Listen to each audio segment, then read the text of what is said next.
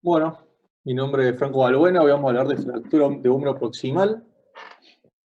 Un poco el objetivo de la clase es hacer un breve repaso de la anatomía, la epidemiología y la clasificación, cuáles son las opciones de tratamiento que tenemos, y el objetivo de la clase va a ser básicamente hacer una actualización sobre el tratamiento quirúrgico versus el conservador, y dentro de lo que es conservador, cuál tipo de tratamiento es el mejor a adoptar. No es tanto la idea de hablar de técnica quirúrgica y demás, sino más bien enfocarse en eso. Y luego una conclusión final. Un poco la anatomía, rápidamente, lo que nos interesa para el húmero proximal son sus relaciones con el manguito rotador. Ahí se puede ver la inserción del supraespinoso a nivel del troquíter, del subescapular, por dentro de la corredera bicipital. La parte posterior, el infraespinoso, el redondo menor, todos ellos, los cuatro músculos de los que hablamos, son los que forman el manguito rotador y sus relaciones con el húmero. Dentro de lo neurovascular, lo importante es tener en cuenta que la arteria circunfleja humeral anterior, junto con la posterior, digamos, son las responsables de darle irrigación a la cabeza. No hay ninguna otra arteria que llegue a dicho nivel. La relación que tiene también con el plexo braquial, sobre todo con el nervio músculo cutáneo, que está más cerca, y la rama axilar del plexo braquial, que puede estar lesionada cuando hay una fractura de húmero proximal. Un poco la epidemiología es un creciente motivo de consulta en los últimos años, sobre todo por el aumento, digamos, de expectativa de vida de la gente en general. Es una fractura que se da sobre todo en ancianos con osteoporosis y mayores de 65 años, más frecuente en mujeres, como todas las fracturas de osteoporosis, en este caso la relación es 3:1. El mecanismo, como ya sabemos, es una caída de propia altura con impacto directo sobre el hombro que se fractura. Es la tercera fractura más frecuente en ancianos, digamos, después de lo que es cadera y radio distal, en ese orden. Es el 4 al 5% de todas las fracturas que están descritas. El 49%, es decir, la mitad de las fracturas de húmero proximal son fracturas impactadas, y el resto, el 51%, están desplazadas, dentro de los cuales 3/4 de las mismas comprometen el cuello quirúrgico. Los signos y síntomas, no hay nada muy específico, hay un dolor, ver si está luxado en la articulación. La lesión del nervio axilar se puede ver sobre todo en la cara lateral del deltoides, los 2 tercios inferiores, por una hipoestesia, debilidad del músculo, por ahí es difícil de evaluar la debilidad del deltoides porque compensa con el resto de los músculos del manguito rotador. También la lesión del nervio supraescapular, es otro de los nervios que puede estar afectado, con una debilidad del supra e infraespinoso, y el signo de Ennekien, que es más bien, es patognomónico, pero es muy raro de ver, ¿sí? Está descrito, digamos, por los semiólogos viejos, se puede ver sobre todo a las 48 horas, y consiste en un hematoma a nivel del brazo o a nivel del tórax. Es raro de ver, y tampoco, digamos, uno tiene que buscar esto para sospechar una fractura húmero proximal.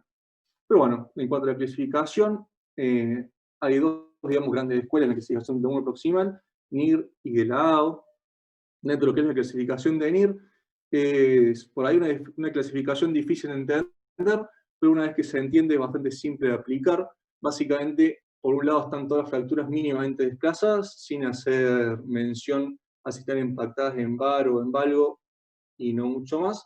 Después las tipo 2 es en el cuello anatómico, las tipo 3 en el cuello quirúrgico, las tipo 4 la tuberosidad mayor, las tipo 5 tuberosidad menor, las tipo 6 de fracturas, luxaciones. Y después hay que ver si tiene digamos, una fractura 2 partes, 3 partes o 4 partes. Entonces, para clasificarse o unir, necesitamos las dos cosas, tanto la región anatómica que está fracturada, como la cantidad de fragmentos que tiene, siendo lo más importante, sobre todo, digamos, la cantidad de fragmentos. Una clasificación vieja, empezó en 1970, después tuvo algunas revisiones, y básicamente define una fractura desplazada, digamos, cuando su desplazamiento es mayor a 1 centímetro y la angulación más de 45 grados. Entonces, básicamente, MIR, con su primer publicación, intentó un poco dar los parámetros, digamos, para uno decidir si había que hacer un tratamiento conservador o uno quirúrgico. Él decía que cuando la fractura es a un fragmento, es decir, impactada, el tratamiento debe ser conservador. Cuando es a 2 fragmentos, uno podría elegir entre lo que es conservador y quirúrgico, un poco dependiendo del paciente. Cuando era 3 fragmentos, era quirúrgico siempre, y siempre con fijación, reducción interna y fijación, reducción abierta y fijación interna. Y 4 fragmentos podría ser quirúrgico también, y siempre hemiartroplastia. Estas dos últimas, a 3 y 4 fragmentos, él decía, digamos, en ese momento, que había que operarla sí o sí por el alto riesgo de necrosis y pseudoartrosis. Esto es un poco una publicación, digamos, que para tener un poco de idea de lo que estamos hablando, que clasificó 1027 fracturas según la clasificación de NIR, y dijo que, digamos, en este estudio encontramos que el 49% era un solo fragmento, 28% dos fragmentos de cuello quirúrgico, el 9% eran tres fragmentos con predominancia de cuello quirúrgico y el troquita, y es solamente el 3% de las cuatro partes y luxaciones. Es decir, que la mayoría es a uno o dos fragmentos. De clasificación de NIR, al pasar los años, había gente que estuvo a favor, diciendo que facilitaba la decisión del cirujano por esta simple, digamos, por así decirlo, ecuación, digamos, de elegir lo que es conservador o quirúrgico.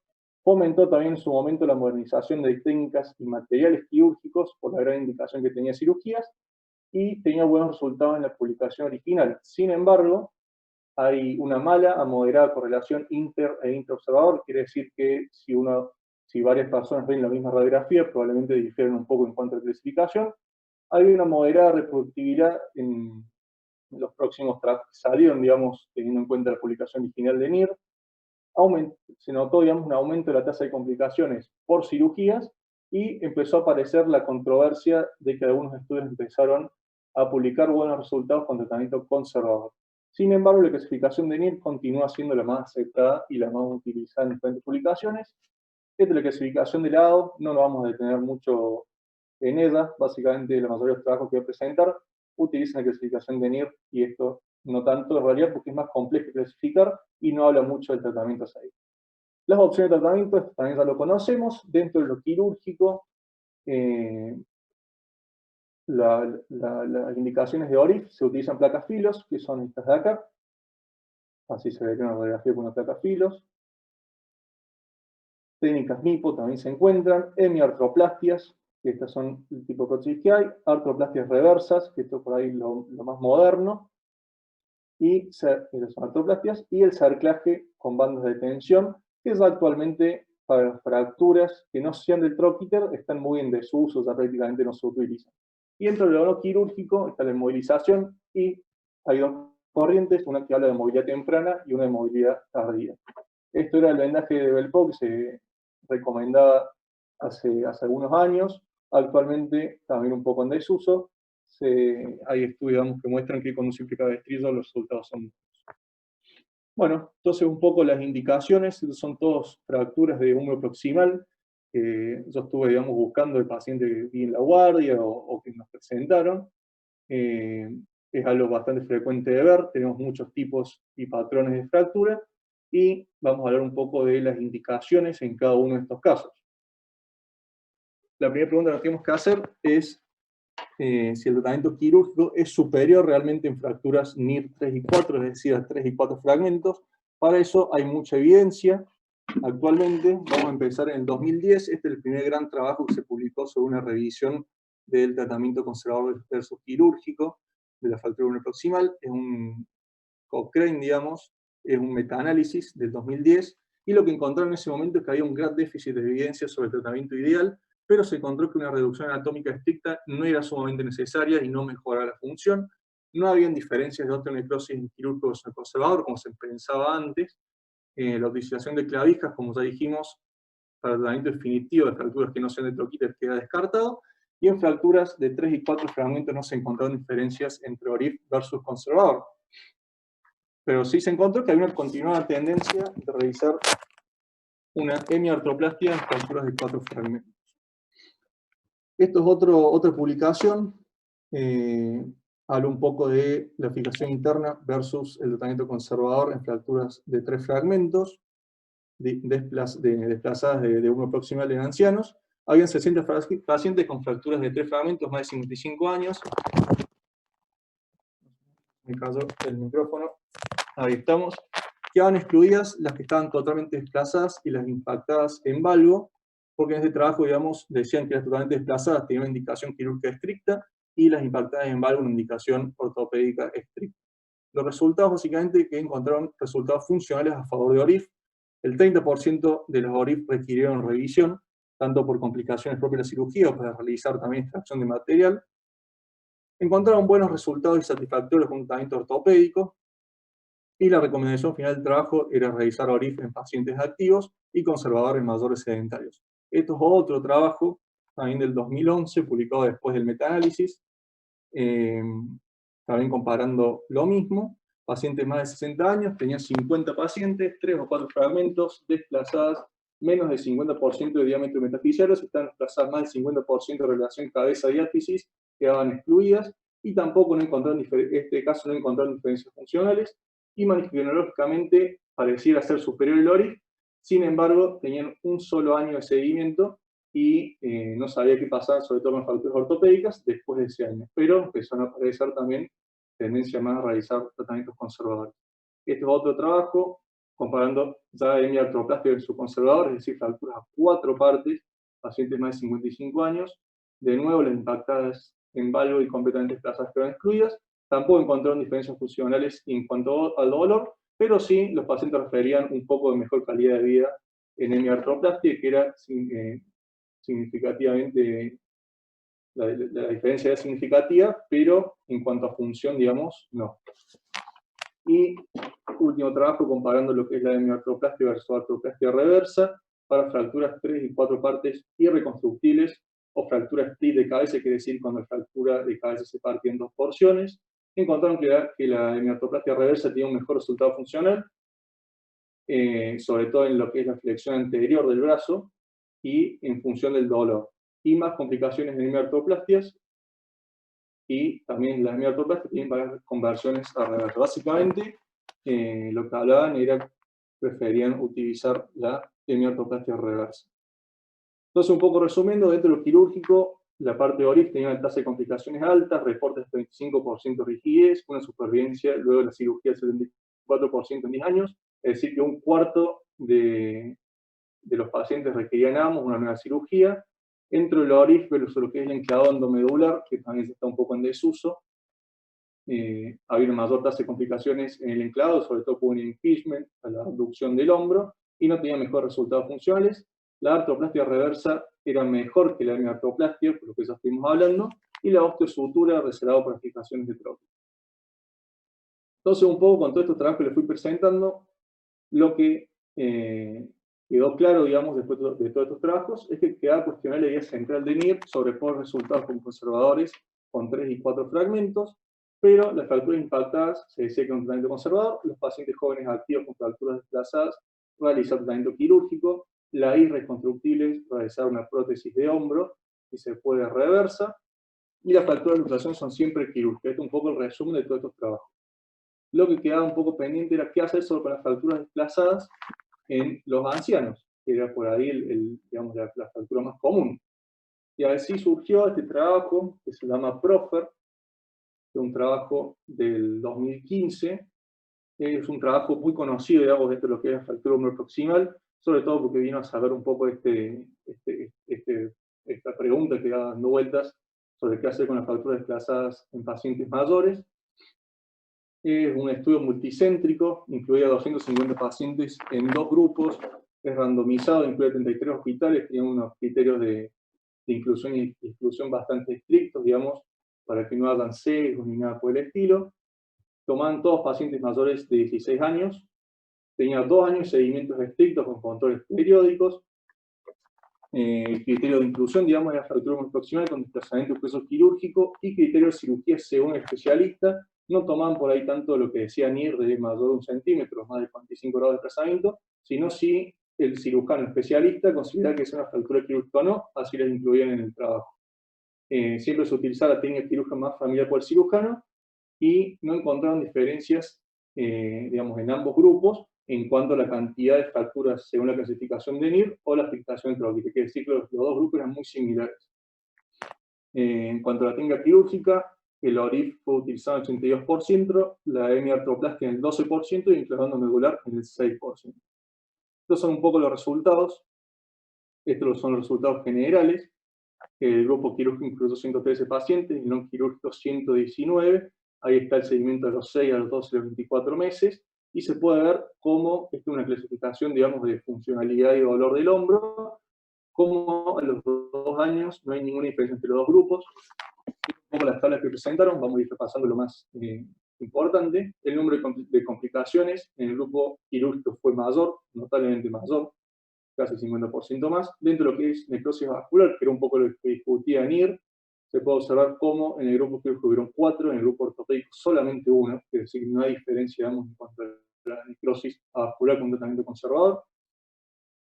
Tasa de no unión sí fue más alta en el grupo no quirúrgico y que requirieron una cirugía de revisión, perdón, fueron en ambos grupos 11 personas.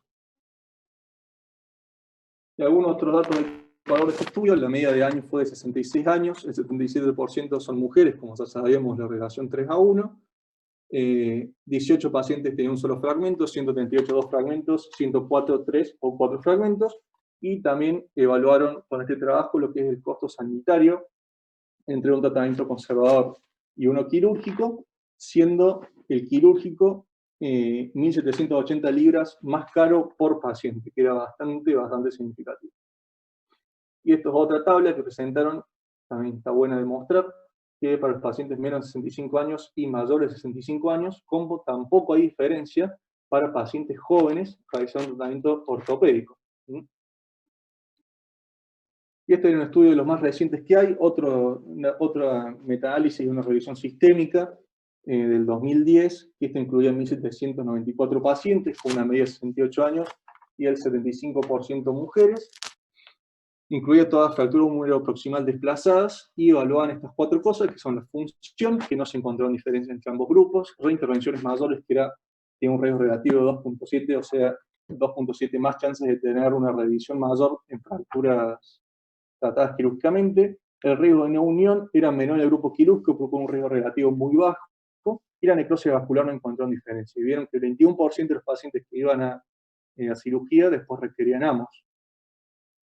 Y otros datos de Ecuador también de este estudio: habían solamente 7 estudios que comparaban fracturas 3 y 4 fragmentos, no encontraron tampoco diferencias funcionales teniendo en cuenta solamente estos subgrupos de 3 y 4 fragmentos. El 43% de las NIS4 fueron tratadas con artroplastia, quiere decir que, o sea, el 50% fueron conservadoras, y el 43% de las, o sea, la mitad, las quirúrgicas fueron artroplastia de la gran mayoría, solamente 7% fueron AORI. Y el 21% total de pacientes presentaron fracturas NIR4 en total de estudio, digamos.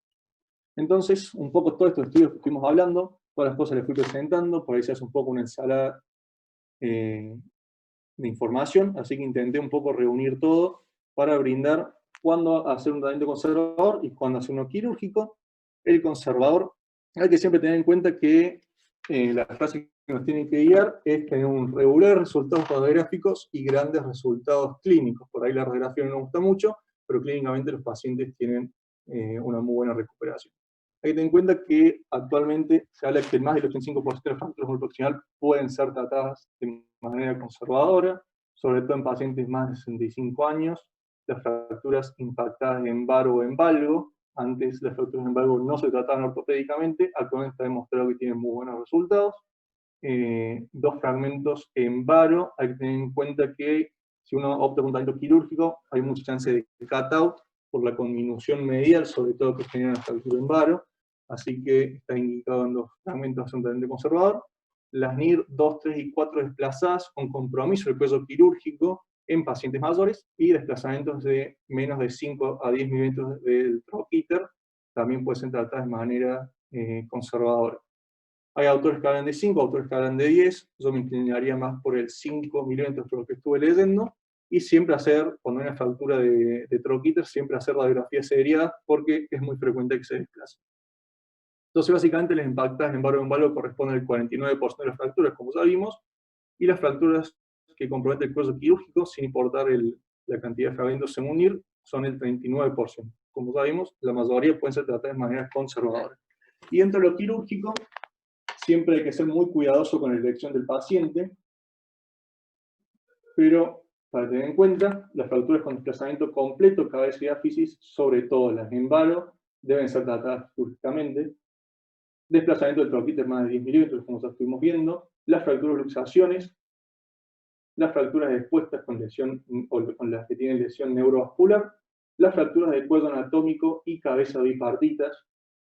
Esto sobre todo es muy importante, las cabezas del cuello, del cuello anatómico, está demostrado que tienen sí altos riesgos de necrosis vascular, entonces tener en cuenta esto, son las más infrecuentes, pero siempre que tenemos tiene que ser un tratamiento quirúrgico, y pacientes jóvenes y o activos de menos de 65 años con fracturas desplazadas según los criterios de NIR, es decir, más de 45 grados de angulación y más de 1 centímetro de desplazamiento. Por ahí es difícil definir lo que es un paciente activo o no, pero si uno tiene un anciano que es muy activo en su vida, hace deporte, por ahí también conviene hacer una cirugía. Y dentro de las opciones quirúrgicas, hacer fijación interna cuando tenemos una NIR2 o fracturas NIR3 y 4 reductibles, cuando son fracturas de troquíter, o fracturas de luxación, que la cabeza queda unida a la glena, y la artroplastia en fracturas de 3 y 4 fragmentos irreductibles y con minutas, luxaciones con cabeza suelta y fracturas del cuello anatómico. Y un poco de lo que es cuando realizar hemiartroplastia, cuando tenemos las tuberosidades sanas y con posibilidad de una buena reducción. Si no tenemos las tuberosidades sanas, si el troquíter o el troquín están con minutos, no es recomendable hacer la hemiartroplastia porque la prótesis se apoya sobre el troquíter. Cuando tenemos un manguito sano, si sabemos que el paciente previamente tiene un manguito rotador lesionado, no es recomendable hacer una hemiartroplastia. Y la artroplastia reversa, como ya sabemos, tiene mejores tasas funcionales. Si tiene el manguito roto previamente, es mejor hacer una reversa y con disminución de las tuberosidades.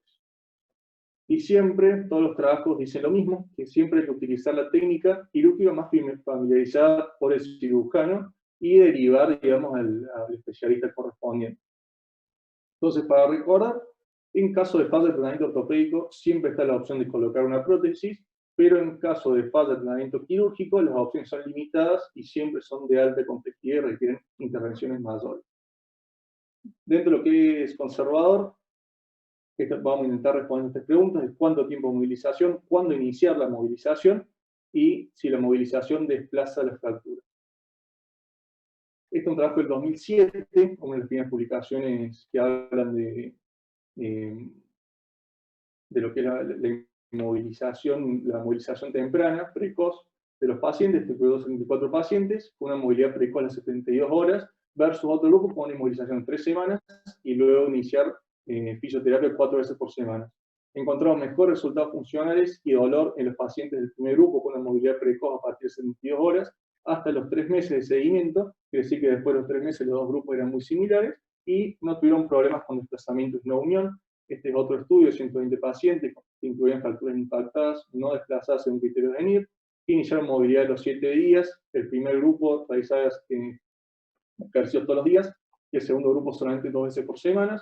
También encontraron resultados similares en ambos grupos, con una mejor tolerancia al dolor en el segundo grupo, que decir que tiene una movilidad de 2 veces por semana, y no aumentaba el riesgo de desplazamiento ni no unión. Y este es un estudio que habla sobre fracturas también, sobre fracturas desplazadas, si el tratamiento conservador y movilidad temprana producían desplazamiento no de las fracturas, y también vieron de que no era así, y publicaron imágenes de cómo una movilidad temprana, dejando el brazo bien pendular y demás, cómo la angulación de las fracturas también se corregía. Son dos casos, uno de izquierda, otro de derecha, son radiografías, digamos, en el momento de la lesión y radiografías al mes, y se puede ver cómo mejoraron la angulación. Bueno, un poco entonces las recomendaciones para fracturas impactadas. Está recomendada hacer una movilidad pasiva precoz dentro de la primera semana post-fractura porque es muy segura. Mejora la angulación de las fracturas, hacer una movilidad precoz. Tiene una mejor tolerancia al dolor a los 3, a los 6, a los 12 meses. Una recuperación más rápida. Y los ejercicios bisemanales se puede realizar sobre todo la primera semana, y después de la primera semana hacer los diarios, que también tienen buenos resultados. Y siempre, como ya dijimos, controlar el desplazamiento del troquíter. Para fracturas desplazadas no hay un consenso claro todavía sobre cuándo iniciar la movilización. Algunos autores continúan recomendando inmovilizar 3 semanas, y hay otros que dicen que siempre hacen un control los 7 días, y ahí se puede observar una cierta estabilización de la fractura, y se animan a iniciar la movilidad pasiva. Queda menos de un minuto. Si quieren cortamos acá, entramos de vuelta y mostramos los casos.